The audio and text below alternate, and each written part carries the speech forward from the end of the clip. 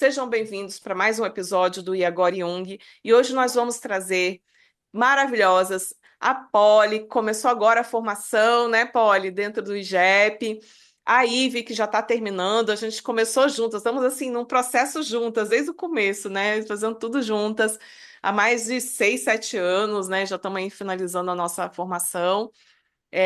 E a Poli, se você quiser se apresentar, eu ainda você fez o quê? Qual a sua experiência? Você quer contar um pouquinho pra gente? Sim, claro, comecei. Bom dia, boa tarde, né? Para quem está nos ouvindo aí, o horário dos seus dias, dos seus momentos, mas muito obrigada, agradeço por estar fazendo parte aqui deste momento do podcast, do IGEP, estou muito feliz, realmente. Comecei agora, né? Iniciei a formação finalzinho agora de 2025, então estou bem iniciante nesse momento, mas já muito feliz, muito engajada e com muito desejo desse conhecimento tão vasto do Jung. Eu tenho formação em medicina, sou médica, pós-graduada em psiquiatria, atendo em psiquiatria já tem um tempo e senti essa necessidade, esse chamado, né? Sempre gostei muito desse diálogo com os pacientes, sempre tive essa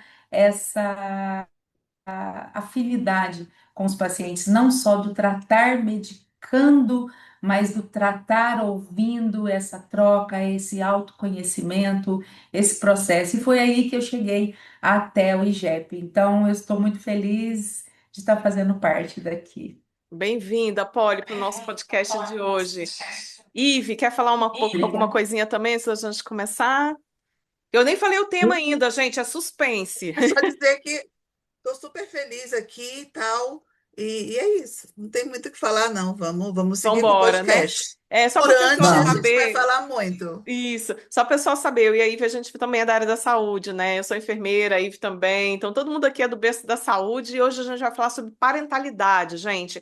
Acho que é um tema que atravessa praticamente todo mundo, porque ou nós somos pais, mas obrigatoriamente todo mundo é filho de alguém. Então a gente vive essa Sim. parentalidade nas relações de ser filho, de ser pai, de ser mãe. Então a parentalidade ela é o berço da sociedade, se a gente pensar, né? É o berço das relações. São as relações primevas que a gente tem na vida, né? As primeiras relações que a gente tem na vida são com a família, né? A criança vai ter com a mãe, com os pais, ou se não tiver a mãe ou o pai, vai ter com algum tio, uma avó. Alguém que vai fazer o papel de maternagem ou de paternagem, né? Vai entrar nesse papel de que a vida demanda, né? Que a criança solicita para sua construção psíquica. Então, hoje a gente está aí com um tema especialista, né? Especialíssimo. E eu sou mãe de um menininho, né? Me apresentando, Miquela Reis, final de formação.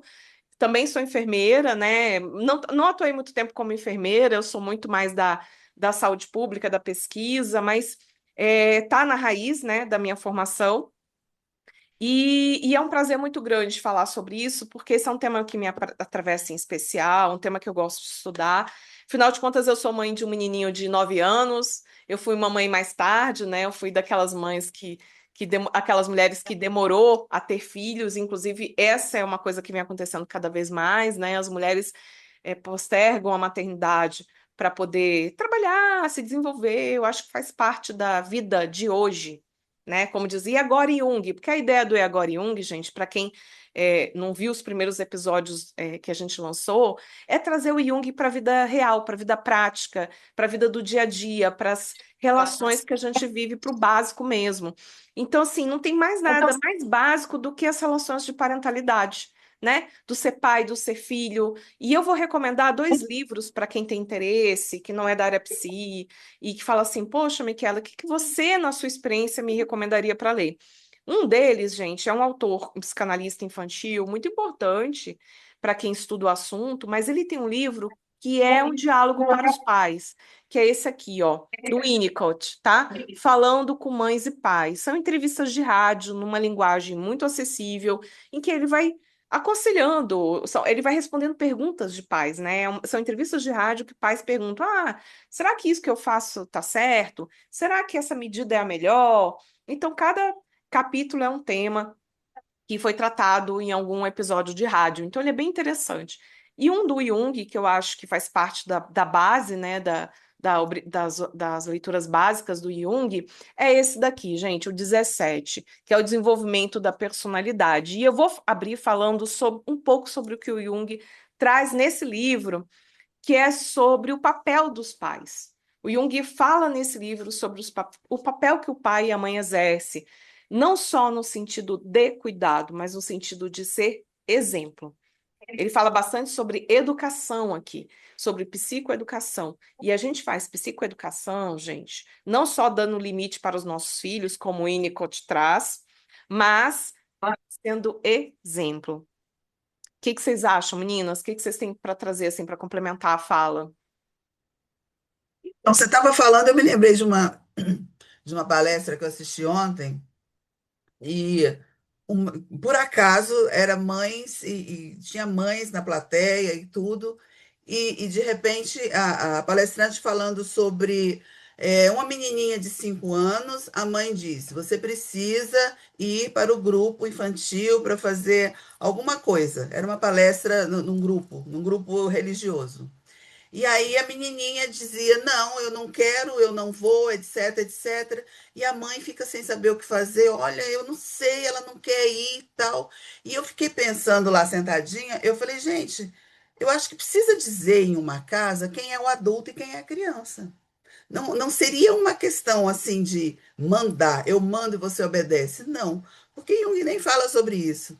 Né? Jung fala em inconscientes, ele fala na questão do inconsciente coletivo dos pais, dos filhos, mas simplesmente dizer, olha, né, de uma forma bem maternal, né? Eu não sou mãe por escolha, eu optei por não ser mãe, mas acabei maternando todos os meus sobrinhos, meus pacientes. Foram 35 anos de serviço de saúde, com paciente, com coordenação, juntando tudo. Então, assim, a gente materna de outras formas também, mesmo que não sejam os nossos filhos, né, aqueles que a gente pariu, mas os outros filhos que estão aí e que vêm para a gente, né? A vida é assim, traz. E de repente eu fiquei pensando, gente, tem que contar quem é o adulto, né? Você não tem que impor, mas de repente pegar uma criança e conversar, falar sobre motivos, o que que a gente deve fazer ou não e dizer, olha, você é criança, então você vai fazer mais ou menos aquilo que os seus pais determinarem. Então, eu acho que não só nesse sentido, mas hoje nas casas, nas residências, nessas famílias, falta muito dizer quem é pai, quem é mãe e quem é o adulto da situação. Até porque, né, também faz parte da questão da parentalidade, o filho do quarto. Eu acho que é um outro tema, talvez até de um outro podcast, né? Mas as coisas mudaram muito depois da era da internet. Então a gente sabe disso. Então, acho que lembrar quem é o adulto é importante. Né, Polly? O que que você acha? Ah, com certeza. É uma via de mão dupla ao mesmo tempo, né? Os pais vêm naquele aspecto de, como você disse, eu mando, eu estou aqui, eu quem organizo, e ao mesmo tempo os filhos vêm também para ensinar os pais. A questão é, qual é o papel de cada um? Às vezes isso se perde. Eu percebo muitas vezes em atendimentos, eu não sou, é, é, eu sou pós-graduada em psiquiatria e faço atendimentos não da infância e adolescência, mas às vezes acontece, né? Principalmente eu atendo adultos, então os adultos trazem muito isso, esse sofrimento de quem é quem. Qual é o que que eu posso fazer com meu filho, o que que eu não devo fazer com meu filho? Inclusive, assim, porque os filhos revelam o inconsciente do pai, como Jung diz, né? E ao mesmo tempo, o pai também não tem esse processo de autoconhecimento. Então, isso acaba se perdendo dentro de uma família. Eu tenho vivido situações, como nós estamos aqui no podcast Agora o Jung, tem uma experiência recente em que uma jovem que saiu da adolescência recentemente, está vivendo um processo muito delicado com os pais, que os pais estavam tentando educá-la dentro de uma bolha, dentro de uma bolha. E é uma pessoa tão saudável, fisicamente, mentalmente, inclusive isso foi o chamado de atenção para ela, desses pais, com essa sensação de que eu não posso fazer nada, eu sou apenas a sua extensão e devo fazer à sua maneira, pai e mãe, e não respira. Essa pessoa está, inclusive, desenvolvendo um processo depressivo. E aí a gente pode até em outro momento entrar num outro podcast, ela está adoecendo. Porque não está ocorrendo limite entre esse pai e esses filhos. E muitas vezes os pais também educam, ou querem educar e passar isso para os filhos da melhor forma possível, entende que está tudo bem, que está tudo correto, e não escutam os filhos, não tem poder de fala. E quando eu falei essa frase, você dá o poder de fala para o seu filho? Você escuta esta pessoa que está vivenciando essa situação, que está inclusive Acho que pode. deprimindo, está precisando agora de uma ajuda? Não. Sim? Não, você deu uma travadinha. Você deu uma pequena Deu travada. uma travadinha? É, faz Sim. É, mas parte, dá para gente. Então, seguir. é isso. Vamos seguir. Isso aqui é real Dá- life, né? Acontece. Pode continuar, pode. é. Então, assim, os pais entenderam que não, assustaram. E isso muitas vezes acontece, gente, e aí entra num lugar também mais profundo, que o pai fala, poxa, de onde também eu vim, como também foi essa minha criação, não uma criação de pai e mãe, mas o papel, quem foi o cuidador desta pessoa também, o que passou também para essa pessoa. Então, de fato, eu acho que a gente precisa ficar atenta mesmo nesses papéis, hoje em dia o que está acontecendo, está se abrindo muito espaço para os filhos e ao mesmo tempo se fechando muito esse espaço. As cobranças estão muito desorganizadas, desordenadas, né? Então, não sei se por onde a gente pode também estar orientando isso, por onde está começando esse ponto de partida. Você que é mãe, Miquela, não sei, a Ive, não sei se é mãe, eu não sou mãe, mas essa Também não, eu também experiência que não. eu tenho tido com os meus pacientes, experiência com os meus pais, que já estão idosos e estão começando a se tornar filhos, né? Também. Então, é um outro lugar. Mas é isso, você, como a sua experiência de mãe, né, Miquela? Como que. Mas você sabe que você foi falando isso, eu me lembrei muito de uma situação que eu vivi na adolescência mesmo. Minha primeira graduação, eu fiz medicina um tempo, né? E aí, na época da faculdade de medicina, tinha uma conhecida minha, que era da minha turma, e que a menina só tirava nota baixa, só tirava nota baixa, e eu via que ela estava em sofrimento, né? E aí todo mundo meio que banalizava ela, tipo, ai, que a menina é. Aí entra naqueles estereótipos, né? De que o pessoal adora colocar. E eu ficava incomodada, eu falei, cara, essa menina é super inteligente, tem uma coisa ali. E aí um dia eu chamei ela para conversar, a gente, né, sentando, conversando, eu falei assim, cara, você tem certeza que você quer estar aqui?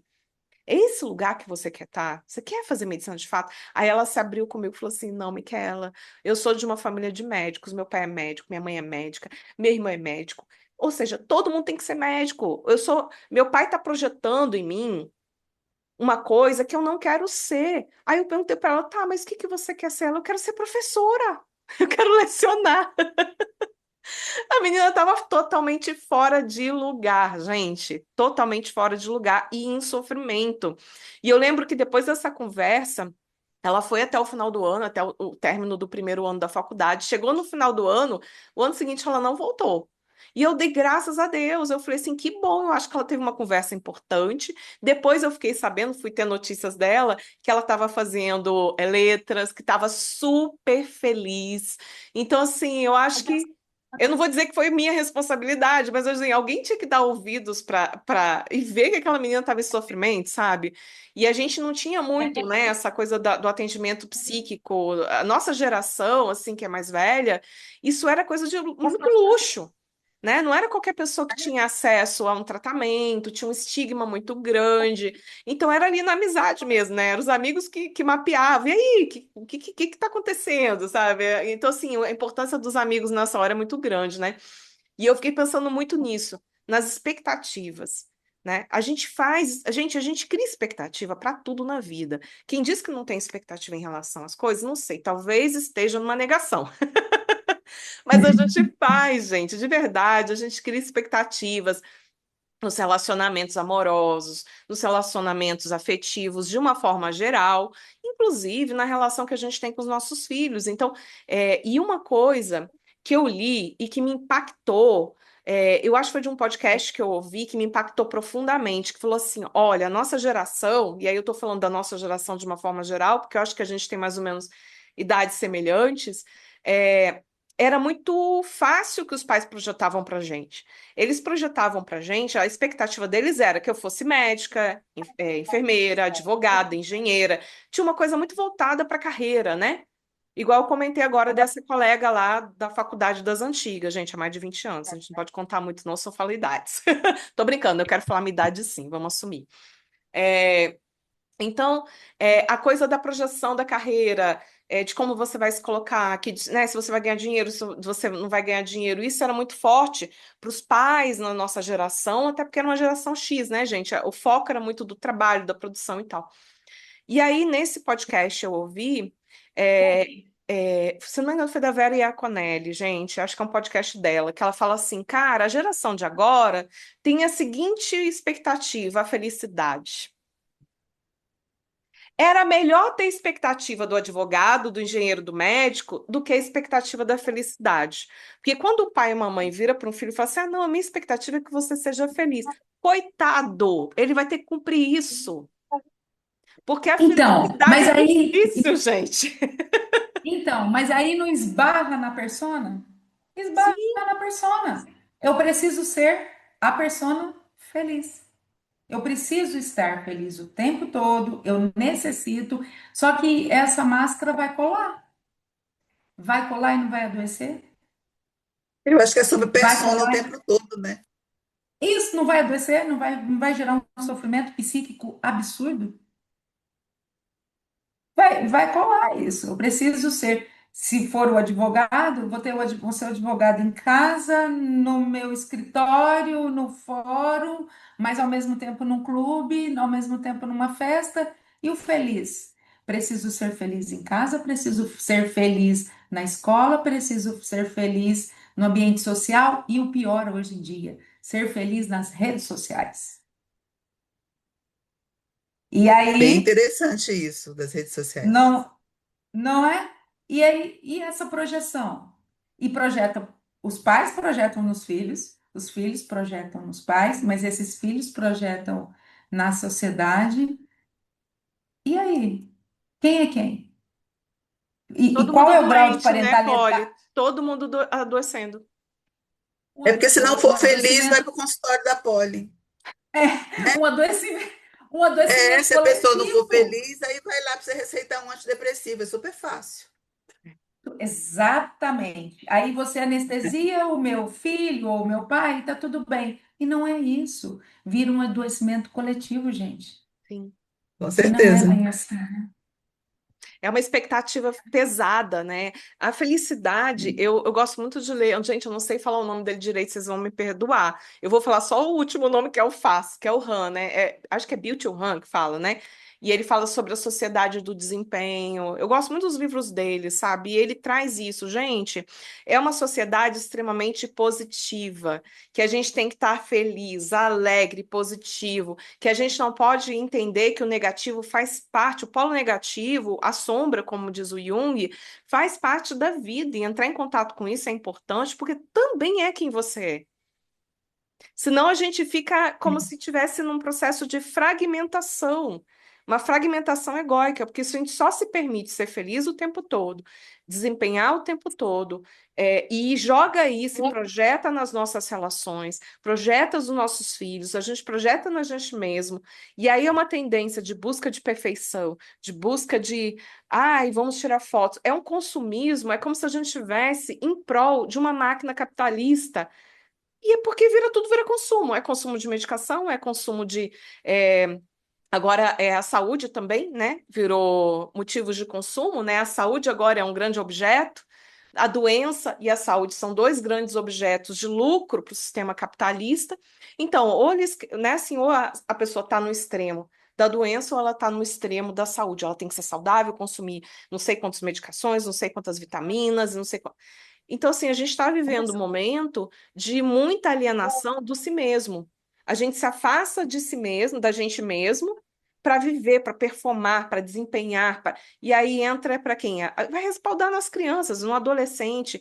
As taxas de depressão de crianças e adolescentes são altíssimas, né? Taxas de suicídio, hoje em dia até de criança a gente tem aumentado. Ou seja, o mundo está sufocando. Muito, muito. E muitas vezes a criança não é um problema em si, né, gente? A criança não é um problema em si. Jung Ela diz vem, isso, ela, né? sim, ela vem expressando, né, esse inconsciente dos pais. Então, mas esses pais vieram expressando inconsciente dos seus pais. Então, de onde vem até quando vai parar essa cadeia? Porque é uma cadeia, né? É algo que está sendo sucessivo. Eu É acho porque, muito importante a gente falar sobre isso. Ah, na verdade, os pais, você falou dessa questão dos antepassados, né? Que isso está vindo, e o inconsciente coletivo vem para nos contar isso, que nós tivemos pessoas antes de nós e que nós fomos herdando não só características biológicas, genéticas, etc., mas também essas características desse inconsciente coletivo que está aí, né? Agora, os pais, têm uma dificuldade, no caso, porque não se trataram, né? E aí você entra com todo esse seu inconsciente, com toda essa questão arquetípica mesmo do arquétipo materno, do arquétipo de mãe, o arquétipo de pai, e isso traz um monte de coisa. Então, o fato de você não lidar bem com todas as suas características positivas e negativas, né? Porque assim, o paradoxo entre luz e sombra, aí que Jung também fala, vai ficar difícil porque você vai reconhecer no seu filho, você vai projetar no seu filho as suas coisas e também sucessivamente toda essa doença que você vem guardando. E quando você fala em terapia, né, você sabe que a gente sabe que muita gente vem e muita gente critica. Não vem. Por que que eu vou falar sobre mim, né? Eu não tenho essa necessidade. Mas, em compensação, tem um lar adoecido, um inconsciente coletivo completamente, não só adoecido, né, mas também distendido entre toda essa doença. E saúde e doença, como é que ela estava falando, eu estava achando até engraçado, né, essa questão da saúde mesmo, dos remedinhos. Você está tomando suplemento para não sei o quê? As pessoas perguntam para a gente, né? E quem não toma suplemento está completamente doente, né? Eu tomo suplemento, tá, gente? Mas eu não só tomo para suplemento. pontuar. Mas eu acho legal isso tudo que a gente está trazendo, né? Porque é isso. São os conflitos do dia a dia, são os conflitos que permeiam a vida das pessoas nas relações primais, né? Assim, aquela que está no dia a dia. E você sabe o que que eu lembrei também, gente? Agora dos neném, que a gente chama de nem trabalha nem estuda. Ah, O que está acontecendo? Uma imaturidade, né? Então, assim, essa vida de desempenho, também tem uma certa ausência, né? Fica fácil a gente jogar a responsabilidade da educação para a escola ou para o tablet, para a televisão, para o celular, né? Porque os pais estão extremamente cansados, ocupados, estressados, trabalhando assim. As redes sociais, gente, são extremamente positivas, mas a gente vivenciou uma pandemia e a gente sabe o que aconteceu na pandemia. É como se os limites tivessem sido alargados, os horários tivessem sido estendidos, as relações tivessem sido, sabe, assim, é como se fosse eu fico lembrando da palavra em inglês, mas é como se fosse um esticamento das relações. E tem um esticamento, não sei se vocês estão sabendo, da adolescência. A adolescência agora vai até quase 30 anos. no Japão vai até mais, isso dura mais, né? Então tem um esticamento da coisa, né? Dos períodos, ou seja, as pessoas estão adolescendo por tempo, assim, eu fico pensando, né? Cadê o adultecer? Cadê a maturidade? Cadê o ir para o mundo? E talvez esteja exatamente nesse lugar da parentalidade, das relações, né? Será que eu permito que meu filho, minha filha vá para o mundo, que ele saiba o que é o mundo. Ah, mas o mundo é muito. Sim, o mundo é perigoso, é o mundo que eles vão viver. Eles vão ter que olhar para isso, gente. Eu fui criada no Rio de Janeiro. A minha mãe, não sei se ela era doida ou se ela era muito sã. Eu, com 12, 13, 14 anos, pegava ônibus, eu saía lá da Barra da Tijuca e ia para Copacabana sozinha de ônibus pro dentista para apertar os meus aparelhos. E hoje a gente tem gente que o filho tem 30 anos, não, ele tem que pegar um Uber, não, ele não pode, não, eu tenho que mandar um carro para ele. Eu falei, gente, cartãozinho do ônibus do metrô não serve para essa pessoa? Para ela ter dados de realidade, para ela começar a viver uma realidade, sabe? Ir para o mundo, entender como o mundo funciona, não ficar apartada desse mundo. É como se fosse criando bolhas, né? A gente vai criando as pessoas dentro de bolhas que fica difícil depois você tirar. Aí fica aquele adulto disfuncional que tá ali com 40, 50, às vezes até com 60 anos e a pessoa ainda não foi para o mundo, ela não saiu de dentro de casa, ela não conseguiu romper esse cordão umbilical, sabe, de pai e de mãe, ou tá projetando demais no pai, ou tá projetando demais na mãe, né? E tá se mantendo nesse papel de filho por tempo demais. Eu não sei se isso faz sentido, se isso aparece para vocês também. É, Muito, é o que eu o projeto pode pronto para falar. adoecimento nos filhos. E aí é muito mais fácil você botar aqui, botar na bolinha da mamãe, né? E levar e buscar na festa, não deixar ir para o trabalho. Eu tenho uma amiga desculpa, Polly, rapidinho. Eu tenho uma amiga que trabalha ela é psicóloga e ela trabalha em empresas, né? Ela faz recrutamento, seleção, essas coisas. E aí ela estava me contando há pouco tempo que primeiro emprego, estágio, etc, né? De repente teve um fulaninho que ela aprovou, etc. O menino começou a faltar e ela foi ver o que estava acontecendo. Aí ele disse: Ah, tá tendo um problema na minha casa, minha mãe não tá podendo me levar. Então, gente, onde é que a gente foi parar, né?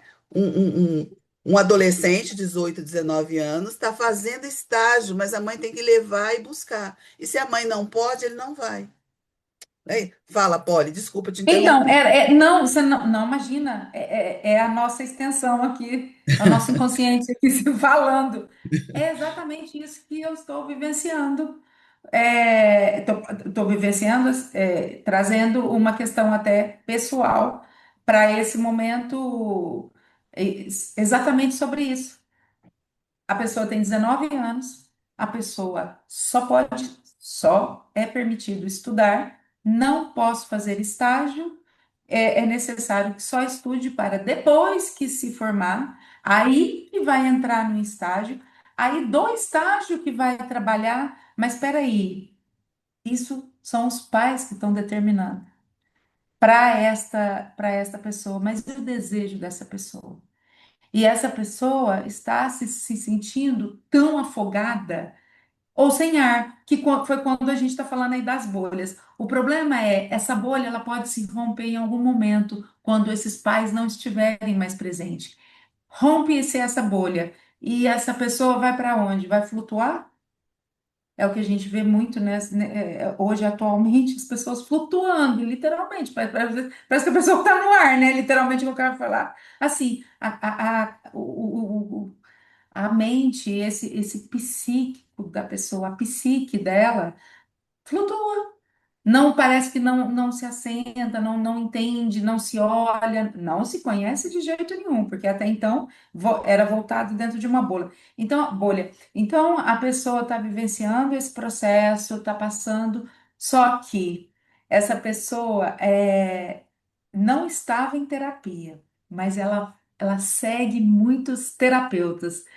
Ela segue, inclusive ela segue muito a gente aí no Jung, e ela se colocou e falou: Eu quero eu mesma romper essa bolha e começar a minha vida, o meu processo, porque de fato eu não podia pegar um ônibus. E eu até entendo quando você fala: minha mãe era doida ou era muito normal para a época. Não é isso, também a gente vivia numa época um pouquinho menos violenta. Ou não era tão exagerada a violência, vamos dizer assim, né? Porque também atualmente. Mas é necessário também. Até a violência nos ensina a lidar com esse lugar que a gente vai viver, não somente hoje, mas no futuro. Como a gente faz, a gente romper essa bolha, Ou esses cuidadores.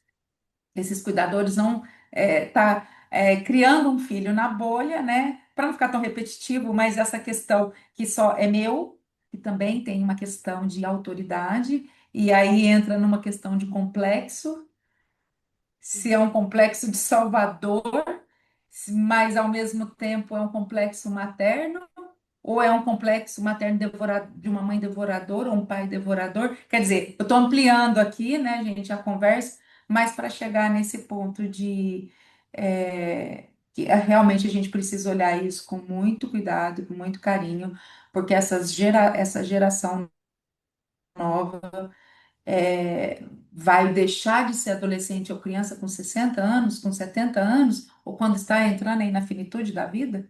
A finitude da vida vai ser necessário essa transformar, essa finitude de vida vai ser necessária para transformar essa pessoa desta forma, sair de um Mas eu acho que é bem isso mesmo. Polly, eu vou te interromper um de minutinho, que eu acho que criança você deu uma para já ir travada. muito aqui. Eu vou te interromper um minutinho, Polly. De Sabe o que que novo, me travei, veio? gente, eu vi. Não, a gente pede para a Elisa cortar. Eu vou trazer uma coisa aqui que, sabe o que que me atravessou também? Nessa coisa da parentalidade, eu fiquei pensando também nos próprios lutos. A gente fala muito dos lutos, né, que a gente, simbólicos, que a gente vai viver ao longo da vida. Então, deixar de ser criança, adolescência, o próprio deixar de ser adolescente e entrar para a vida adulta, né, ter que trabalhar, se colocar no mercado, ganhar experiência. Aí você vai se frustrar, quebrar a cara, fazer bobagem. Vai, gente, vai mesmo. Vai acontecer um monte de coisa nesse caminho. Então, assim, você vai passar ao longo da vida por lutos, mas os pais também passam por lutos, porque ele tem que fazer o luto do filho que deixa bebê, depois ele tem que fazer o luto do filho que deixa de ser criança e vira adolescente, depois o filho deixa de ser adolescente e vai virar adulto, você faz um certo luto. Eu acho que os pais também precisam processar o luto daquela relação que se fazia e de entender que somos todos em processo de construção. Pais estão em processo de construção, filhos estão em processo de construção, porque acontece às vezes o oposto, né? É aquele filho que não quer ir para o mundo, ele quer continuar dependendo do pai, ele quer continuar dependendo da mãe, e o pai e a mãe já estão assim desesperados, tipo, cara, eu não sei o que eu faço para que esse menino vá para o mundo, para essa menina ir lá trabalhar, ganhar o dinheiro dela, criar a vida dela, ter a vida dela, assumir o papel, os papéis que ela precisa. E aí a persona existe, gente, a persona faz parte da vida, é o que nos faz a mediação com o mundo. Então, assim, vai lá construir suas personas, minha querida. Entendeu? Vai se mediar com o mundo, vai virar gente, como diz o povo das antigas, né? Vai virar gente, sabe? Vai virar gente, como diz o povo antigo. Então, assim, tem todos. É complexo. Quando a gente fala de família, a gente está falando de uma construção né, inteira, complexa, e principalmente hoje, que são famílias, às vezes, até diferentes do que a gente tinha antigamente. Hoje a taxa de divórcio é muito grande, então você vai ter, às vezes, pais separados, né? E aí você ainda vai ter o manejo do próprio processo do casal, do divórcio, de como as relações acontecem com essa família que agora, né? Tem uma parte na casa do pai e aí eu tenho uma cobrança diferente. Eu vou para a casa da minha mãe, eu tenho uma outra cobrança que é diferente, né? Então, assim, esse alinhamento e a gente entender que essa parentalidade para os casais que se divorciam é uma coisa que vai acontecer até o resto da vida. Essa relação acontece até o resto da vida. Então, a parceria é fundamental. É nessa hora que a gente tem que entender que se a relação não deu certo, tudo bem, faz parte, às vezes a relação não dá certo. Mas agora a gente vai estabelecer uma outra forma de se relacionar, porque a gente está aí no processo de criação, de mediação do crescimento de um ser humano ou ser humanos, né? Um ou mais filhos. Então, isso também me veio, sabe, gente, me cruzou. Por que que a gente escuta muito, né? É, que depois que acontece o divórcio, é que a gente descobre quem são as pessoas, como as relações se estabelecem. E aí, geralmente, quem sofre as consequências do não estabelecimento de uma relação saudável, daquele casal que não acontece mais como casal, mas ele tem que acontecer como casal num outro sentido, né? Na parentalidade, uma parentalidade saudável, que às vezes são os filhos que sofrem as consequências, né, da disputa ou do ciúme, de relações mal resolvidas. Então, eu acho que vai lhe trazer agora, nesse finalzinho de podcast, essa última reflexão que a gente precisa também fazer, amadurecer os processos de divórcio, amadurecer os processos relacionais entre os casais, para que eles possam estar bem juntos e também estar bem separados, né? Eu acho que para a gente já ir fechando e concluindo, eu estou trazendo esse contexto que eu acho que é uma realidade vivenciada, né, hoje na sociedade de maneira muito, né, intensificada agora, né? O divórcio faz parte, está tudo bem. Vamos viver parentalidade de uma maneira mais saudável, pensar que agora o propósito, o objetivo, as metas, os sonhos e as conversas, elas vão para um outro lugar, né? E aí, para finalizando, gente, eu vou deixar aí vocês fechar a ideia e vocês irem fechando para a gente já começar a finalizar o nosso tempinho. Você Eu estava falando lembrei de aqui, divórcio. você falando aí, eu lembrei de um livro, eu estava até procurando aqui o nome do autor que eu li, que foi muito marcante, que eu acho que vale muito a pena ler, e vale muito a pena e tá fazendo essa leitura, e cabe muito com essa sua fala. Eu li esse livro quando eu estava na graduação de medicina, chama Perdas Necessárias. É o processo da perda Eu tenho desde o aqui. nascimento. É maravilhoso. É Judith Viorst, Perdas Necessárias. É desde o início, saindo do útero, né, no processo do nascimento, até a morte. Então, assim, são as perdas, esse processo de desenvolvimento humano, que são essas perdas que o nascimento, a infância, a adolescência, a vida adulta, a velhice, né, a velhice, senilidade e morte. Então, são essas perdas necessárias. E hoje em dia, atualmente, e agora Jung, o que que a gente faz? Não, muitas vezes existe a primeira perda e vai para a última e não faz esse processo. O que que a gente faz? E agora, Jung? E aí eu me uma frase, gosto muito, mas a gente às vezes se perde nas frases, mas eu quero falar que eu acho linda também de Jung, que fala até você se tornar consciente, o inconsciente dirigirá a sua vida e você o chamará de destino.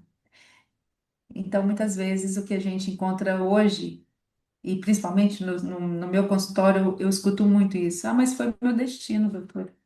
Foi meu destino. E aí eu trago isso, vamos ampliar a sua vida desde lá atrás. Será que foi destino? Né? Então, é isso que eu vejo. E perdas necessárias, eu li muito tempo que eu trabalhei com adolescente, muito tempo na área de educação, né? Mas a Micaela trouxe a questão da separação dos pais e que muitas vezes você conhece a pessoa quando você está se separando, né? Ela se mostra. Isso aí é até clichê, né? Frase clichê. Você só conhece o sujeito quando você se separa dele. E juntando com a questão das perdas necessárias e das nossas mortes e dos nossos lutos vividos desde o nascimento, né? Já trazendo essa questão, idade do pai até 7, idade da mãe até 7, idade do pai depois dos 7, e aí sucessivamente, a gente não consegue entender, mesmo que a psicologia não tenha feito essa fragmentação ainda, mas a gente ainda não consegue reconhecer que fase é essa que eu estou vivendo, quais os lutos que eu estou trazendo, quais os lutos que eu vou ter que lidar. Ninguém pensa em luto, gente. Eu tenho pensado tanto em luto que eu estou fazendo curso de tanatologia e está mexendo muito comigo. Vocês falaram em fazer um podcast sobre lutos, eu estou aqui, ó. Vou adorar. Mas esses lutos, eles vão ad eternum, sabe? Do nascimento e o luto literal do corpo até a morte. Né? E Jung não consegue, né? Ele não fala na morte física, ele fala na permanência dessa questão psíquica depois da morte física, que eu acho top. Mas é isso, gente. Eu acho que a gente conseguiu trazer alguma coisa. Se nós não conseguimos trazer algo que as pessoas que estão ouvindo queiram tratar, escreve para a gente, que a gente está aqui para trazer informações para vocês, dentro da teoria junguiana, e inclusive com aquela nossa interrogação grande, e agora Jung? Você também pode formular um agora Jung, e a gente, de repente, vai tentar aqui responder para você. Então, eu queria agradecer por ter estado aqui falando sobre um tema extremamente necessário, não é? Falar sobre as nossas maternagens também é necessário, mesmo que a gente não tenha filho como a Miquela. A Miquela vive uma maternidade diferente da nossa, né, Polly? Mas não por isso, a gente também materna de uma outra forma. Exatamente. E estávamos o início, um pouco antes de iniciar aqui o podcast, eu e a Miquela falando exatamente sobre esse luto, e luto real, luto de morte física, mas podemos e faço, será um prazer, uma honra de fazer esse podcast, poder fazer esse podcast com vocês duas. Inclusive, estou gostando muito, né, nosso bate-papo aqui. Se nós não pararmos, a gente vai longe, né? Sim. Eu, Gente, como eu vou uma. pegar a deixa da Poli. Eu vou começar a encerrar o nosso episódio, porque a gente já vai marcar o próximo. Vocês já viram, vocês já entenderam. Queridos, muito obrigado por terem nos escutado. Temos vários episódios no nosso canal, fantásticos, sabe? Questões atuais. Então, assim, esse é um tema que a gente trouxe. Acima de tudo, é uma provocação, uma reflexão. Não somos donos da verdade. A gente está trazendo aqui elementos para que a gente possa construir parentalidades melhores, pensar sobre essa questão que é tão importante e fundante, eu acho, para a sociedade como um todo, para o mundo inteiro, né? Afinal de contas, são essas relações que são primevas e básicas para toda a sociedade. Então, a gente deseja aí, ó, um excelente feriado para todos. Grande abraço. Dia Gente, das até Mães mais. chegando também, gente. Isso aí, Tchau. até mais. Tchau, tchau.